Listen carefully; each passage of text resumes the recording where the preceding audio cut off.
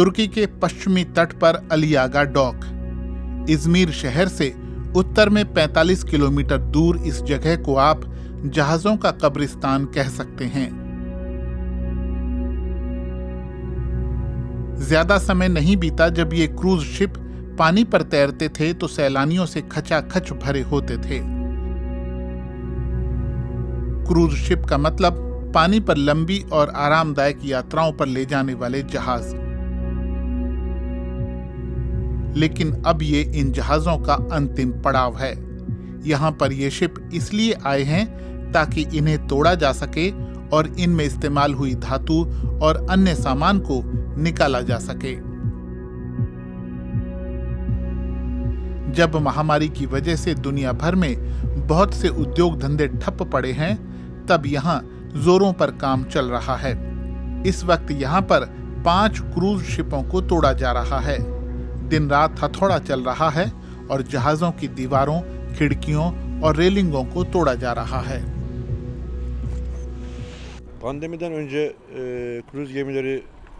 महामारी से पहले इस यार्ड में तोड़े जाने के लिए क्रूज शिप नहीं आते थे। हम सिर्फ मालवाहक जहाजों और कंटेनर शिपों को डिसमेंटल किया करते थे। लेकिन अब कई सारे क्रूज शिप अलियागा का रुख कर रहे हैं। ये जहाज बहुत ही बड़े हैं। अभी हमारे शिप ब्रेकिंग यार्ड में 5 शिप हैं, जबकि 3 और आ रहे हैं। Ve şu an 3 adet de yolda Aliağa gemi söküm tesislerine roda sıra çevirdi geliyor Aliağa'ya. Corona महामारी ने क्रूज शिप इंडस्ट्री की कमर तोड़कर रख दी है।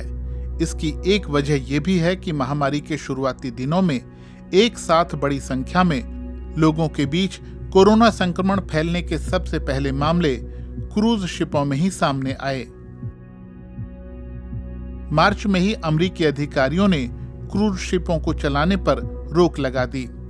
कई और देशों को भी इस तरह के कदम उठाने पड़े। महीनों की तालाबंदी में क्रूज शिप का कारोबार चौपट हो गया। इसलिए अब यहां खड़े जहाज अपनी आखिरी सांसें गिन रहे हैं। यहां पर ब्रिटेन, इटली और अमेरिका जैसे देशों से जहाज पहुंच रहे हैं। कोरोना महामारी ने ट्रैवल और टूरिज्म सेक्टर को बहुत नुकसान पहुंचाया है, लेकिन इस वक्त इस यार्ड पर काम करने वाले लोगों को बिल्कुल फुर्सत नहीं है। Evet, pandemiden dolayı artış oldu. हाँ, महामारी की वजह से काम बढ़ गया है।